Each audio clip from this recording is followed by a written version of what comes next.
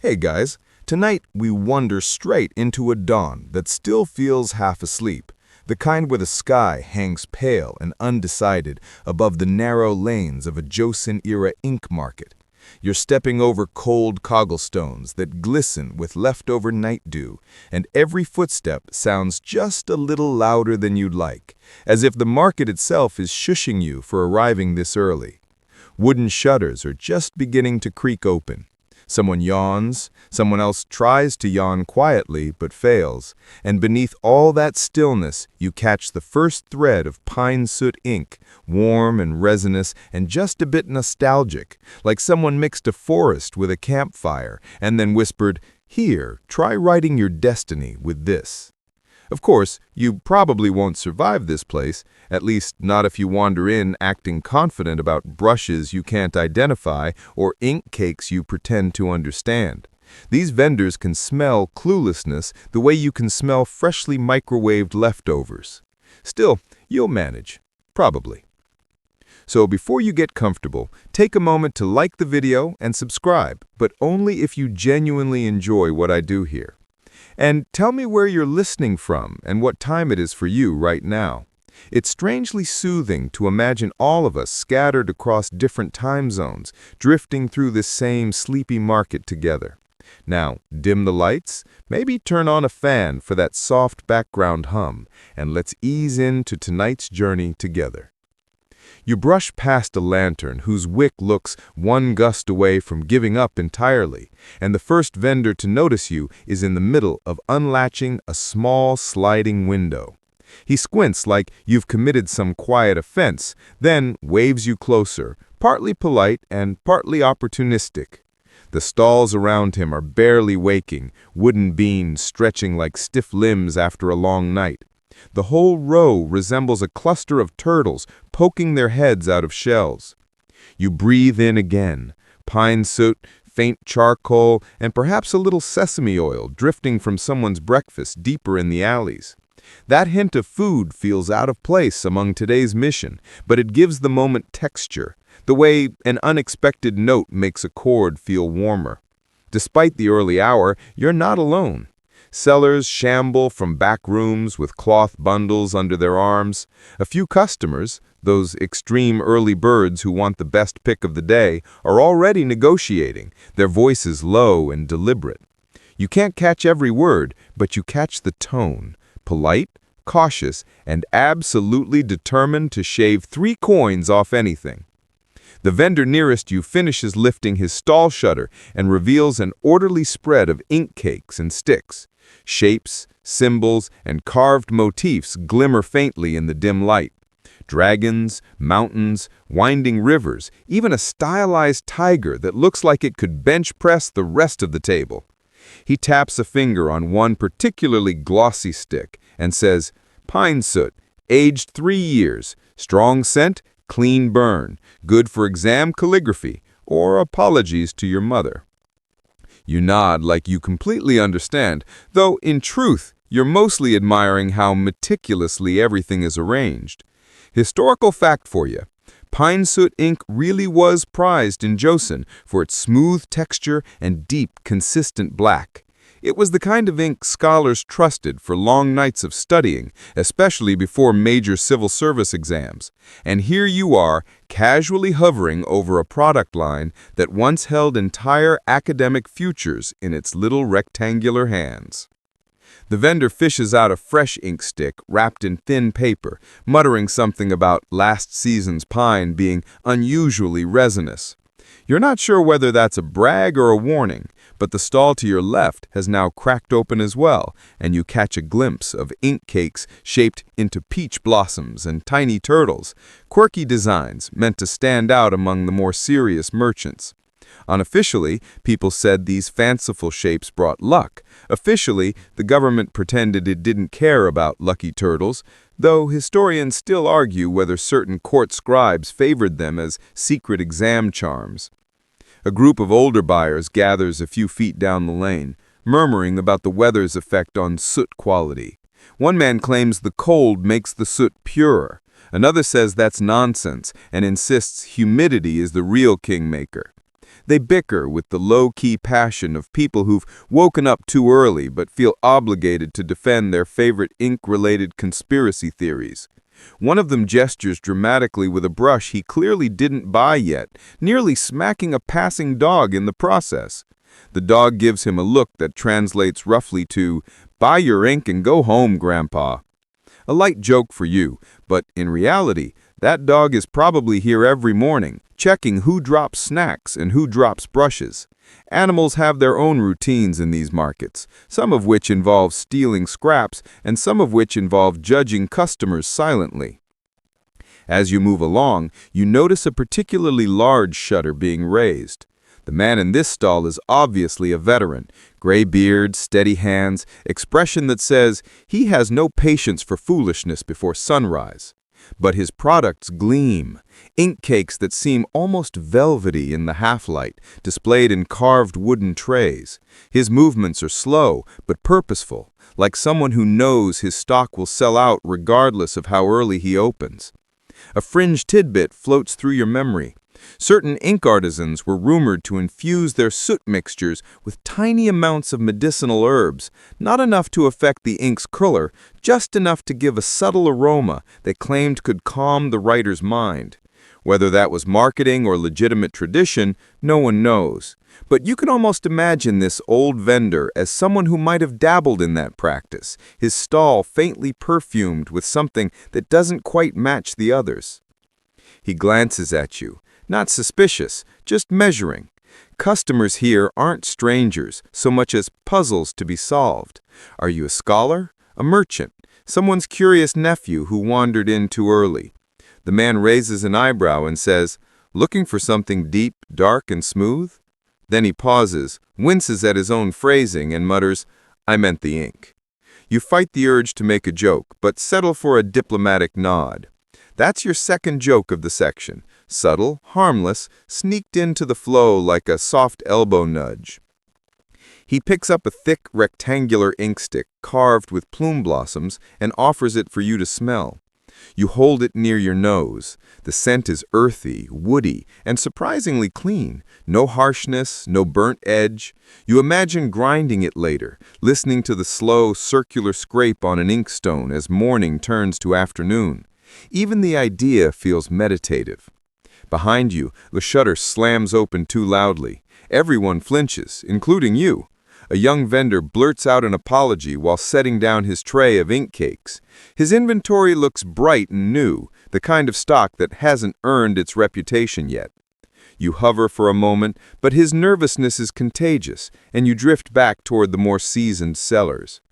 The sky continues to brighten, still shy but gaining confidence.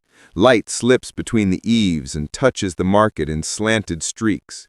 You can see the ink cakes more clearly now, their matte and glossy surfaces, their carved patterns, and their faint, elegant imperfections that tell you they were shaped by human hands rather than a machine. A couple of customers argue in polite whispers about which artisan's soot is the cleanest. They say the word like it's some sacred ranking system only they fully comprehend. One claims that an ink maker from the next province has achieved color so pure the brush glides like a cloud. You try to picture a cloud writing a poem and fail, but you appreciate the sentiment. Every vendor, it seems, believes dawn buyers are the pickiest, and maybe they're right. You watch one vendor perform a dramatic demonstration, tilting an ink stick to catch the light while narrating the years he spent perfecting the blend. You suspect some exaggeration, but the performance is relaxing. Another seller rolls out a small cloth with ink cakes that form a surprisingly cute zodiac set. He nudges the rat forward and whispers, "For speed, luck on fast hands." It feels like something he made up just now, but he delivers it with such confidence you almost believe him. Your favorite moment might be when a vendor tries to brush dust off his display and accidentally sends one ink cake skidding across the table. He catches it with reflexes worthy of a martial arts drama and immediately pretends it was intentional. A couple of early shoppers clap politely. You offer a supportive nod. Third joke achieved. By now, you've adjusted to the market's rhythm, the creak of wood, the shuffle of feet, the faint scrape of inkstones being tested in back corners. Someone pours water into a small porcelain dish, and the sound rings clear in the cool air. You feel more awake, but also more relaxed, as if the market itself is slowly grinding your worries into something workable. The first section of your stroll ends with the sense that everything here is in motion yet calm. The shutters are all open now, the vendors fully alert. The scent of pine soot has become the backdrop to every breath, and you step a little deeper into the market, ready for the next layer of dawn rituals waiting just beyond the nearest lantern's fading glow. You leave the front row of ink stalls behind, letting the soft clatter of shutters and early negotiations blur into the background as you drift toward the low, rhythmic scrape you've been hearing since you entered the market. It's a sound that repeats in a steady circle, rasp, swirl, as if someone is sharpening the dawn itself. That's how you find the craftsmen who've already set out their inkstones, kneeling or squatting beside flat trays and buckets of water. Their movements are unhurried, purposeful, and almost ceremonial, like this grinding is the true heartbeat of the market and everything else merely orbits around it. You step near a stall where several inkstones lie in neat rows.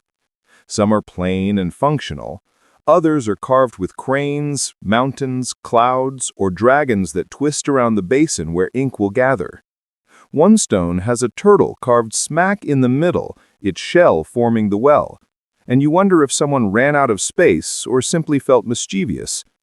Quirky tidbit: supposedly, a certain artisan carved turtles on everything because he believed turtles absorbed negative energy in the workspace.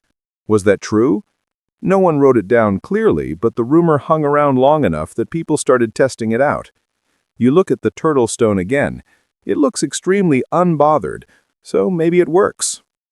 The man behind the stall dips his fingers into a bowl of clean water and flicks droplets across an inkstone surface with the practiced precision of someone who has done this 8,000 times and might do it 8,000 more. He glances up at you but doesn't speak yet, letting the rhythm of the grinding catch your attention first. He sets an ink stick against the damp stone and begins making small circles, gentle, even, steady. The stick sings a soft, grainy whisper with each rotation. Listen, you can hear when it's good. You tilt your head slightly. You're not sure you hear anything different from what you heard 5 seconds ago, but you nod anyway. It's too early to risk confessing that you hear only wet scrape but fancy. He smirks knowingly, as if he's met your kind before.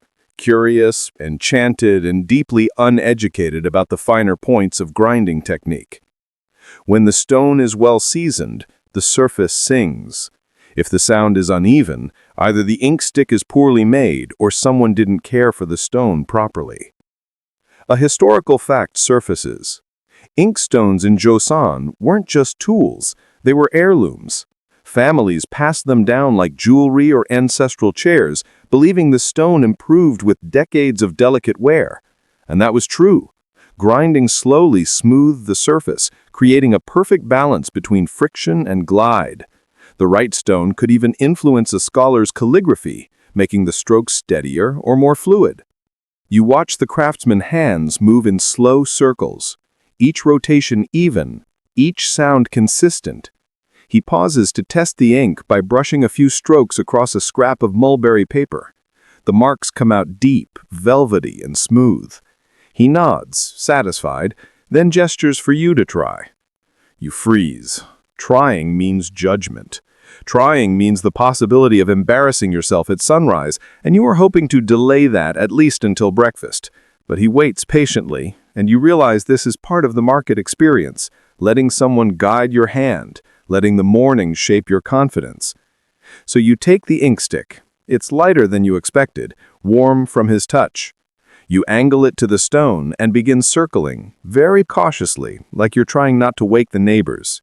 The sound is present, not terrible, not impressive, just sound that happens when you rub stuff in circles. He watches, nodding approvingly. Not bad, you're not pressing too hard. Most first-timers press like they're trying to crush bad decisions. You smile. Yes, that's joke one in this section. It slides naturally into the moment as you continue circling, trying to match the rhythm you heard earlier. As he examines your progress, he picks up another inkstone from behind the counter. This one is much darker, polished, and slightly concave. He holds it like a jewel. This one, he says, was carved from slate brought from the far east of the peninsula. Very old stone. Some say the emperor once sent guards to escort shipments of it. Then he lowers his voice dramatically. Others say the emperor had absolutely no idea inkstones existed and never cared. You can't help laughing. Historians still argue whether imperial officials really micromanaged inkstone shipments, he adds with a smirk, fulfilling your required scholarly debate moment and making it look effortless. He sets the stone down and moves on to another task, seasoning a fresh inkstone with gentle strokes of water, letting droplets glide into the carved basin. You notice he uses only certain kind of water, clear, cold, presumably drawn from a well nearby. He lifts the bucket and lets you smell it. It's crisp and clean, not a hint of mineral tang. Bad water makes weak ink, and weak ink makes weak letters, and weak letters make weak scholars. Is that scientifically proven? Yes, proven by every disappointed father of a low-scoring student. There's joke number 2. Nearby, another craftsman wrestles with a stubborn student who insists on grinding ink faster. The man keeps repeating, slowly, slowly, like you're coaxing breakfast out of a lazy rooster. You don't know how that metaphor works, but you admire the dedication. You wander deeper, passing stalls that specialize in inkstones of different regions. One vendor has a massive slab on display, too big to be practical, more like a decorative fountain if you filled it with enough water. He claims it belonged to a legendary calligrapher whose brushstrokes were said to be so graceful that birds paused mid-flight to admire them. Is it true? Probably not, but you appreciate the enthusiasm. You let your fingers graze the edges of various stones. Some are smooth like river pebbles. Others are gritty, as if carved from volcanic rock. One stone has a curious texture, almost sandy, and the vendor explains it's intentionally left unfinished so the owner can wear it in according to their own grinding habits. A personalized stone. You like the idea. It feels intimate, like an artist leaving fingerprints in every swirl of ink. At the center of the grinding area sits a long communal table where early bird scholars gather to test stones. You watch as 4 men line up their personal brushes, each with an air that says they got out of bed specifically to judge artisans. One dips his brush into freshly ground ink and writes a character on a square of paper. Smooth, swift, confident. Another dips too quickly and ends up flicking a spray of ink across his sleeve. He stares at the splatter in quiet despair. You pretend not to see his dignity evaporate. He appreciates that. Across the table, a younger scholar grinds ink with the seriousness of a man preparing for a final exam that could determine his entire career. Because, historically, that's exactly what these exams were. The civil service exams in Joseon were notorious for their difficulty, and the quality of one's ink and brush truly affected performance. The young scholar grinds faster than he should, a little panicky. The vendor approaches, sighs deeply, and says, "No amount of speed will save your handwriting, youngster." Joke 3, safely deployed. A pair of students debate which stones produce cleaner ink. One insists the dragon-etched stones carry spiritual energy, while the other counters that stones carved with cranes attract luck. A passerby mutters, "Stones with turtles never fail," and keeps walking without breaking stride. You begin to suspect this market functions as both commerce and folklore. The craftsman from earlier waves you back over and hands you a small ceramic dish filled with the ink you helped grind. "Test it," he says. Even beginners can tell when ink feels right. You take a thin brush from a cup on his counter, its bristles soft and slightly pointed, and draw a quick line across a sheet of paper. The stroke comes out dark and rich, but what surprises you is the texture. The brush glides smoothly without catching or feathering. The ink dries evenly, leaving no grainy residue. You nod slowly. "I get it." "Do you?" he asks. "Maybe like 10%. He grins. "Better than the scholar who came earlier. You wander through the rest of the grinding area, following the sound of countless tiny circles etched into stone. You pass a man who claims he can identify ink quality by smell alone. You pass another who insists the age of the stick is irrelevant compared to the humidity of the morning. You pass a woman with a portable grinding set, small enough to fit in a cloth pouch, who demonstrates how traveling scribes kept their tools ready, even mid-journey. One stall displays a miniature inkstone meant for children learning to write their first characters. They're carved with frogs, cranes, and rabbits to encourage young students. A nearby board lists their intended academic benefits, such as focus, steadiness, and the ability to endure long lectures without collapsing. I suspect that list was written by an exhausted parent. A few steps farther, you find an elderly man repairing damaged inkstones using tiny chisels and brushes. He shows you a piece that cracked during last winter's freeze, explaining that stones contract in the cold and can split if stored carelessly. As he works, he mutters about how modern people don't know how to treat their stones, even though the most modern era he might be referring to ended 150 years ago. By now, the grinding area feels like its own world, a quiet symphony of circular motion, soft rasping, murmured advice, and gentle competitiveness. The sun climbs higher, streaking light across the tables and illuminating the sheen of water on stone. The pigments deepen, the strokes grow steady. You slip out of the grinding stone quarter with your fingers still tingling faintly, as if the circular rhythm has followed you like a quiet echo. The market shifts as you move, ink giving way to paper, soot giving way to fiber, and you can tell instantly when you've crossed the invisible border. The air grows softer, dustier, almost feathery. It smells faintly sweet, a mix of dried mulberry bark, starch-cased, and sun-warmed wood. Even the light seems different here, diffused through stacks of paper that ripple gently in the early breeze, like delicate sheets of captured dawn. This is Papermaker's Alley, where every vendor handles their stock with the kind of exaggerated caution usually reserved for priceless relics or a friend's overly energetic pet. You pass the first stall and immediately notice how the papers aren't stacked the way you'd expect. Instead of neat piles, many sheets are draped, hung, or lightly rolled to prevent creases. One display looks more like laundry day than a supply shop. Rows of soft white sheets clipped across a line, swaying lightly. The vendor shuffles toward you, eyes half open, cup of barley tea in hand, as though he accidentally opened the stall before waking up properly. He gestures at the hanging sheets. "Mulberry paper," he murmurs. "Fresh batch, softer than last month's. Good for poems or love letters you'll regret sending later." That's joke one. You step closer and rub the edge of a sheet between your fingers. It's smooth, but with a faint, almost musical texture, like touching dried petals. He nods approvingly, as if you've passed a secret test. Joseon mulberry trees grow differently depending on which hillside they cling to. Shade makes stronger fibers. Sun makes brighter color. And there's your historical fact.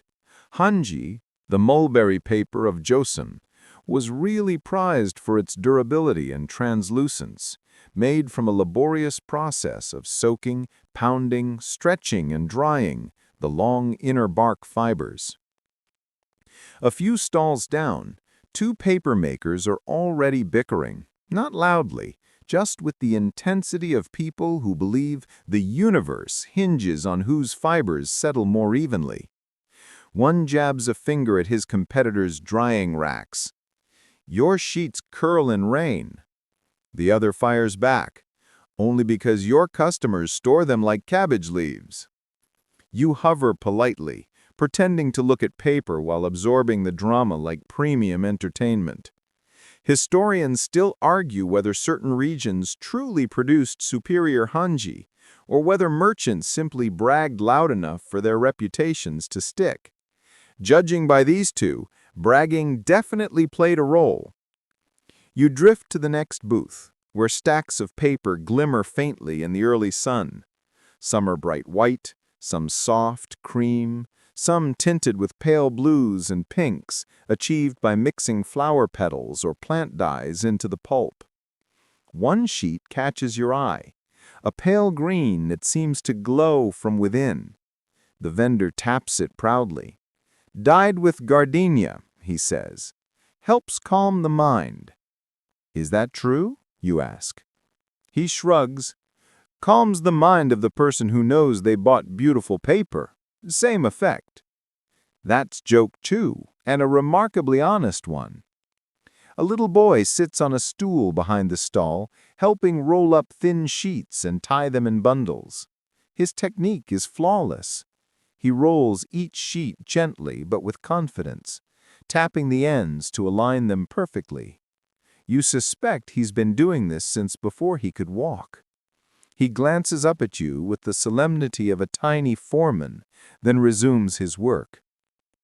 Nearby, a woman displays papers embossed with subtle patterns, clouds, cranes, lotus petals.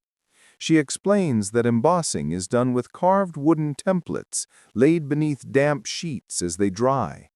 She runs your hand across one design, and you feel the faint ridges catch your skin like tiny secret messages.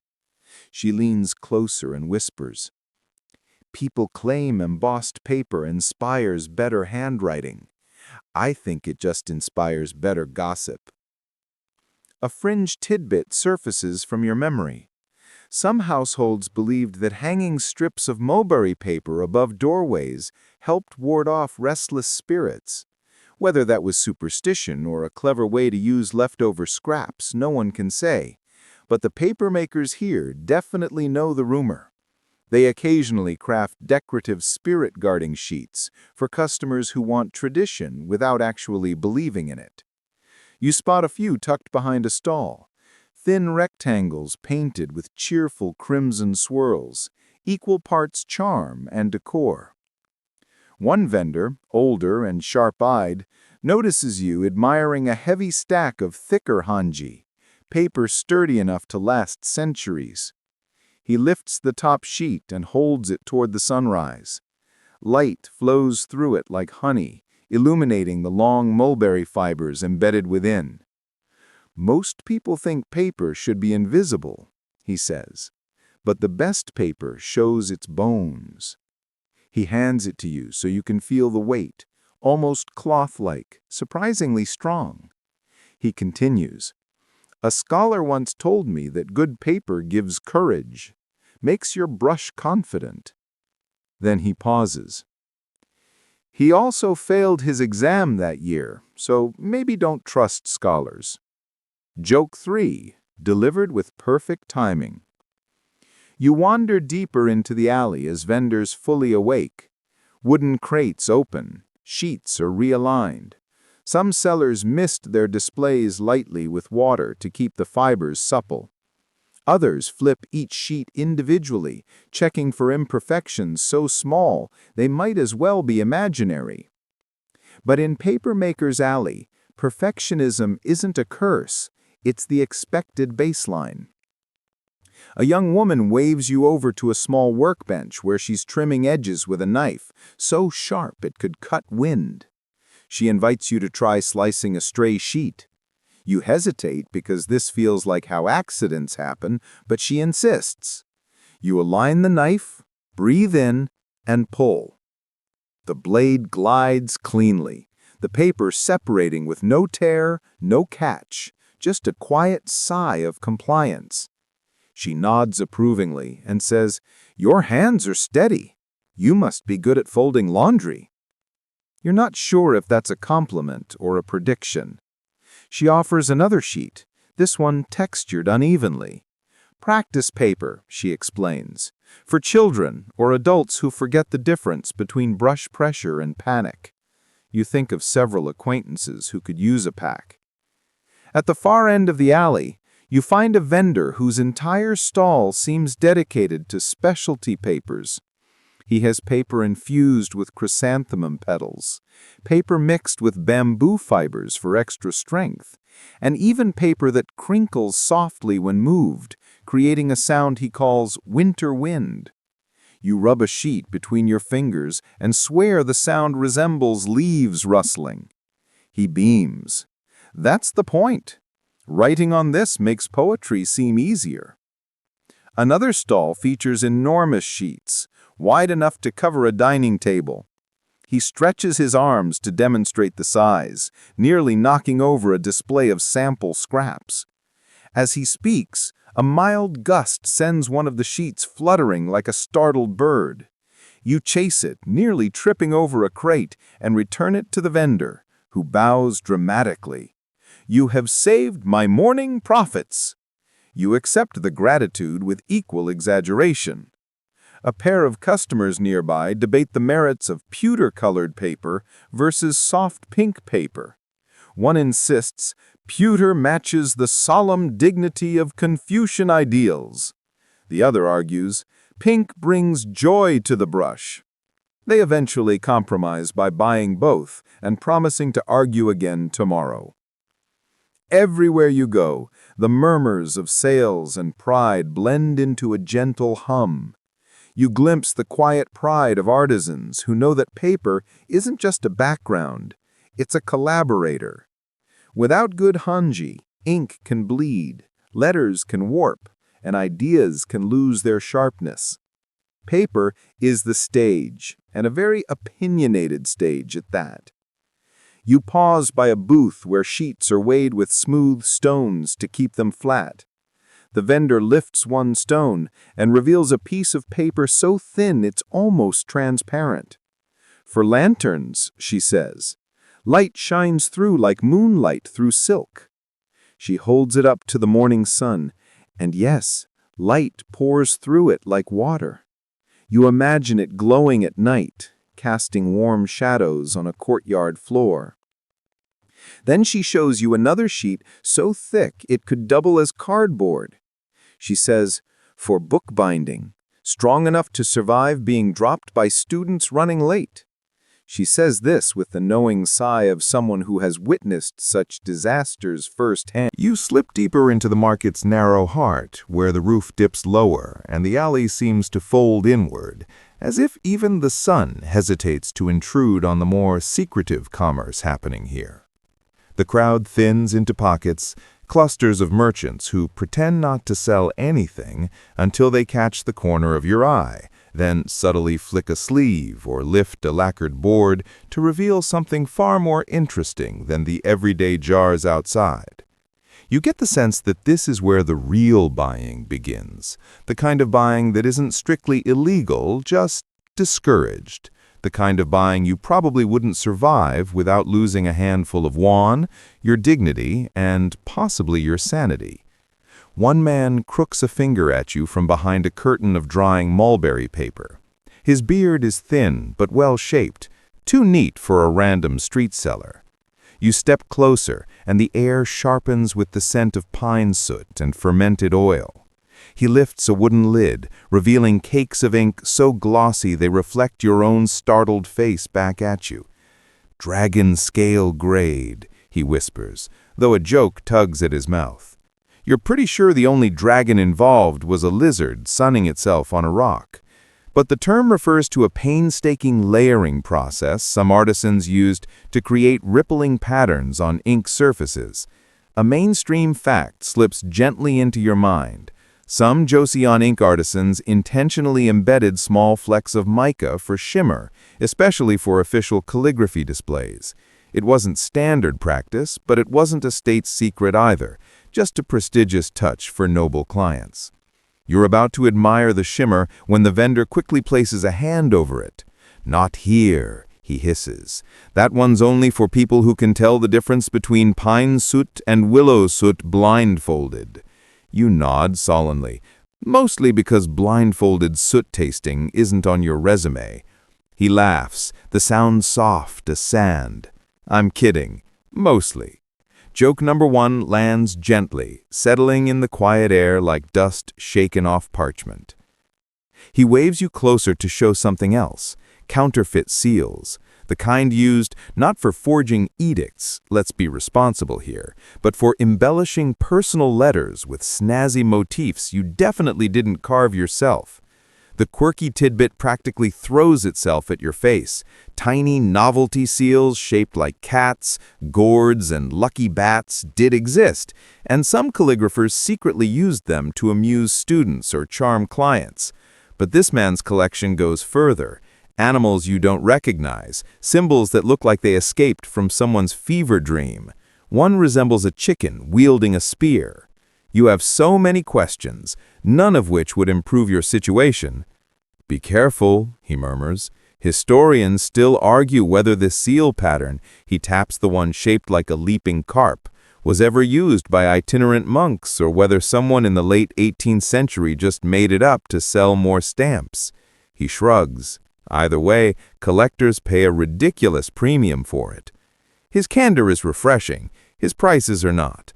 You move on, weaving into another makeshift cove where two young sellers engage in whispered combat.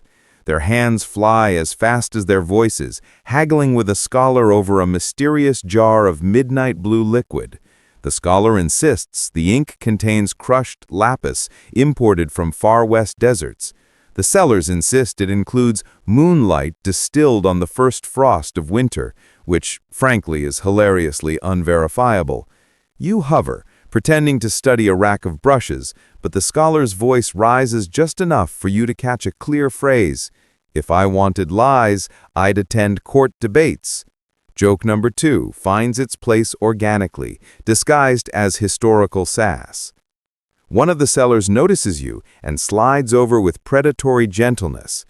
"Care to look at something rare?" he asks, already pulling back a straw mat to reveal an ink cake shaped like an octagon. The edges are carved with swirling cloud motifs. Its scent wafts like cedar smoke.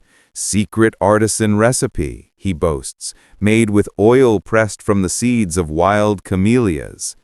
That part is plausible. Camellia oil was indeed prized for its smooth burn and crisp sook. But then he lowers his voice. "Also contains powdered turtle shell." You blink. Like for texture? He says with absolute sincerity, "For virility." And now the third joke arrives, gentle and sleepy. "You know," you murmur, "I came here for ink, not life advice." He snorts behind his sleeve. Ink can improve many areas of life if you let it. You set the octagonal ink down before it starts promising to transform your taxes, your love life, or your skincare routine. You wander farther past a row of sellers who specialize in what they call whisper ink, the kind that supposedly changes tone depending on the writer's mood. You try not to roll your eyes too loudly, but then again, fringe beliefs traveled fast even in the Joseon-Era, especially in artistic circles. Some calligraphers genuinely thought humidity or chi alignment altered the sheen of ink on certain papers. Whether that was superstition or early experimentation in chemistry, nobody agrees, and the sellers here rely heavily on that ambiguity. A hunched grandmother, with surprising arm strength, grabs your wrist gently and pulls you toward her stall. Her table is almost bare, just 3 ink sticks, each wrapped in faded silk. She unwraps the first with the reverence of a priest tending to an altar. "Look closely," she says. "You see the tiny cracks?" You nod, though you mostly see your own panic about how much this is going to cost. "These cracks appear only when an artisan burned rice straw twice on the same flame to deepen the soot. It creates a warmer tone, subtle but distinct. And that is indeed a real technique. Some pigments relied on carefully controlled double burns to intensify hue." She unwraps the second stick. "This one was quenched in plum wine." You have no idea how true that claim is, but it smells faintly sweet. "And this last one," her fingers hesitate, "this one is only for those who promise not—" "I promise," you say immediately, even though you don't know what you're promising. She unwraps it slowly, and the ink stick glints with flecks of gold. It's beautiful enough to make your breath pause, but she quickly covers it again. If you carry it openly, every thief within 3 villages will smell it. Given the normal olfactory range of humans, she's probably exaggerating, but it's sweet that she cares. You leave her stall with a bow so deep it almost qualifies as a nap. Your feet carry you into a thin passage lined with bamboo blinds. Behind each hangs a merchant who deals in the sort of negotiations that require creative morals. One man offers to sell you ancestral-grade ink, though when you ask what makes it ancestral, he says, "Well, someone's ancestor probably used something like it once." Points for honesty, at least. Another merchant insists on teaching you the secret to haggling here. He taps your elbow twice, a signal to lean in. First rule, he whispers, never accept the first price. Or the second. Honestly, don't accept anything until the seller starts sweating. You check the humidity. Everyone is already sweating. Second rule, if they say a piece is priceless, it means it's worth half of what they just said. Third rule, if you're not sure, pretend you're walking away. Works every time. You try this technique at the very next stall. The merchant quotes a number so high, your soul briefly leaves your body. You nod thoughtfully, turn a quarter step, and prepare to apply Rule 3. Before your foot even begins to pivot, he shouts, "Fine, half." You freeze. You weren't even walking away yet. Apparently, your face alone communicates, "I am broke." Handy skill. You venture deeper into the alley maze, where the dawn light thins into threads. Here, the sellers deal not only in goods, but information. A scholar with ink-stained fingernails tells you about a centuries-old recipe said to produce ink so waterproof that river maps could be drawn without fear of smudging. But even as he shares the method, he admits scholars still argue whether such a recipe actually existed or whether later writers invented it to elevate romantic ideas of Joseon craftsmanship. He shrugs, the way academics do right before publishing another 200-page commentary. Next, you pass a trio of boys, pretending to be seasoned merchants. They stand behind a crate stacked with jars labeled 100% official royal ink. The labels are clearly hand-drawn in crooked letters, and the royal seal looks suspiciously like a potato stamp. You buy one anyway. Not because you believe them, but because supporting young entrepreneurs makes the world a slightly goofier place. Plus, the ink smells surprisingly good. The alley narrows until the walls brush your sleeves. Here is where whispered deals happen, where one merchant taps a coded rhythm on his stall to signal availability, where customers exchange small folded notes outlining what rare mixture they seek. You overhear someone requesting soot made from burned bamboo root, which, according to fringe lore, produces ink that remembers the pressure of each stroke and adjusts itself accordingly. You stay a safe distance. You drift toward the far edge of the market, where the alleys widen again, no longer pressed tight like folded fans. The light is shifted, no longer that bluish hush of dawn, but a warmer glow, soft as the surface of warmed porcelain. Stalls that once thrummed with secretive energy now seem to loosen their grip on the hour, their fabrics lifting gently, as though exhaling. You feel that exhale too, the kind that sneaks up on you only after you've spent a few hours pretending not to be overwhelmed. Your steps slow, your mind softens. The market is unraveling itself at its own unhurried pace. A seller you passed earlier, the one who tried to convince you that ink could boast of virility, memory, luck, posture, and possibly bone density, now sits cross-legged on the ground, rubbing soot off his fingertips with a rag. He nods at you, less theatrically than before. "The dawn rush is over," he says, voice lighter. "Now we get the real buyers." You raise an eyebrow at that, but he grins. The ones who wandered too long to be casual tourists. And okay, you walked right into that one. You wander on, but not far before another merchant beckons you closer. This one is older, wearing a smoke-colored robe dusted with tiny flecks of ash from a morning spent demonstrating burn techniques. He tells you, in the kind of conversational tone one might use to discuss weather, that some artisans used fish glue as a binder. A mainstream historical fact you've danced around before, but hearing it now feels anchored, grounded, like the market is giving you a final lesson before letting you leave. He lifts a small pot, taps its lid. Too much glue, he says, and your ink becomes stubborn. Too little, and the strokes break apart. He shrugs. Like people. He hands you the pot so you can feel its warmth. Maybe it's the heat, or maybe you're just sleepy, but his analogy lands harder than expected. You thank him and return the pot with both hands. His bow is small, but genuine. A few stalls down, you hear soft singing, barely more than a hum.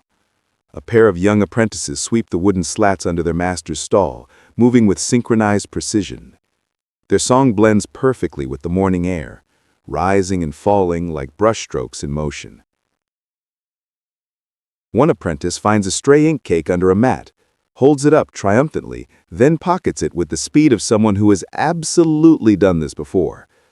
The master pretends not to notice, a smile creasing his eyes. Joke number 1 for this section lands, a gentle one, softened by the market's fading buzz. You continue forward, letting the sensory tapestry unravel at its own speed. The scents shift again. Pine soot yields to clay pots heating porridge nearby. Oil binder musk mingles with the faint sweetness of chestnut pastries someone is reheating for passing students. A merchant offers you one at a suspicious discount. Suspicious not because of the price, but because he warns, it may contain more air than pastry. You buy it anyway.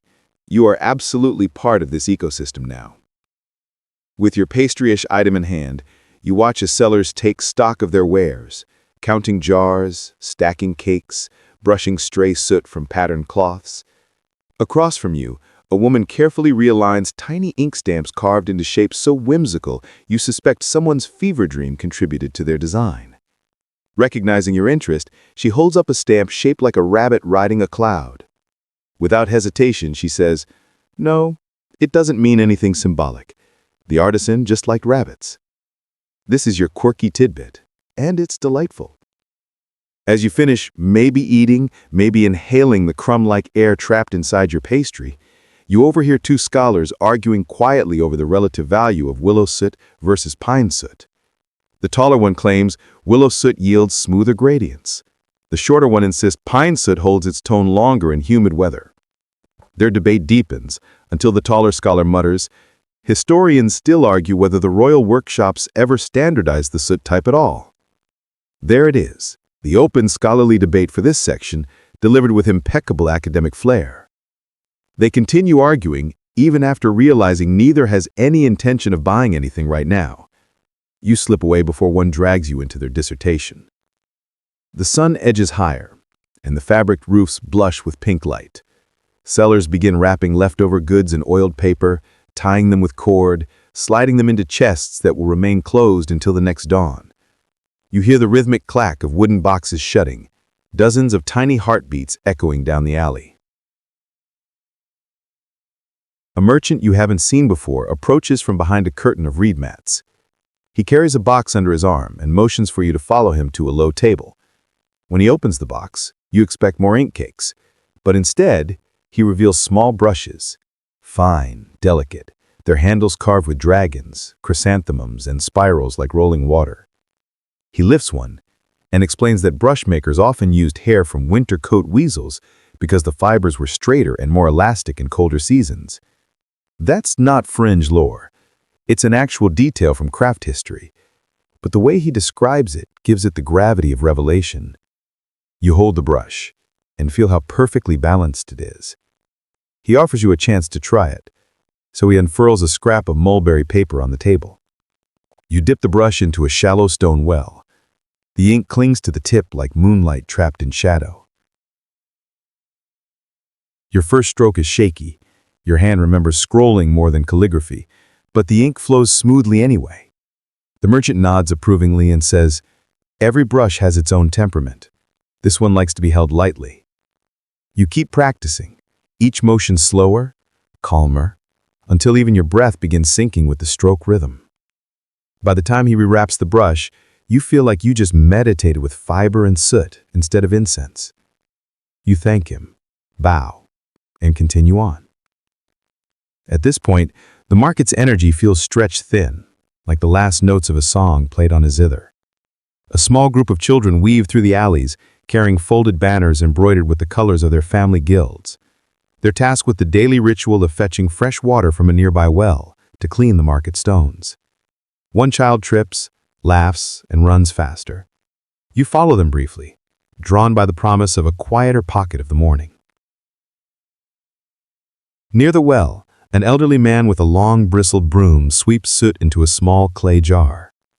You watch, curious, and he explains that some artisans believe soot collected after dawn carried lingering night spirit. A fringe belief, but one held passionately by certain families. He doesn't claim it's true, but he keeps gathering the soot anyway. It makes good ink either way, and it keeps the ground clean. You admire the practicality of that. With water sloshing in their pails, the children dash back toward the main path, leaving you standing at the well where the sky opens above you. The morning is brightened fully, and you spot a group of merchants sitting together on overturned crates, sharing a thin broth. One calls you over and hands you a bowl. You accept because in this market, saying no is harder than haggling. The broth tastes of seaweed and anchovy, comforting, light. As you sip, the conversation meanders across topics. Yesterday's weather, tomorrow's hopes, the challenges of keeping ink from freezing in winter. One merchant jokes, you can tell how old an artisan is by how long they talk about humidity. Joke number 2 for this section lands netly. Another merchant nods sagely and adds, it's true. You listen as they reminisce about apprenticeships, about the teachers who require them to stir soot for hours with no reward but improved wrist discipline. They laugh, but fondly. These people live inside ink tradition the way others live inside homes. And now that the rush is softened, you can see how much they cherish it. Eventually, you stand, thank them, and make your way back into the main spine of the market. Now half empty, its once bustling lanes receding into quiet. Sellers stack stools, fold mats, extinguish tiny braziers of smoldering wood. You hear the rhythmic clack of wooden boxes shutting, dozens of tiny heartbeats echoing down the alley. A merchant you haven't seen before approaches from behind a curtain of reed mats.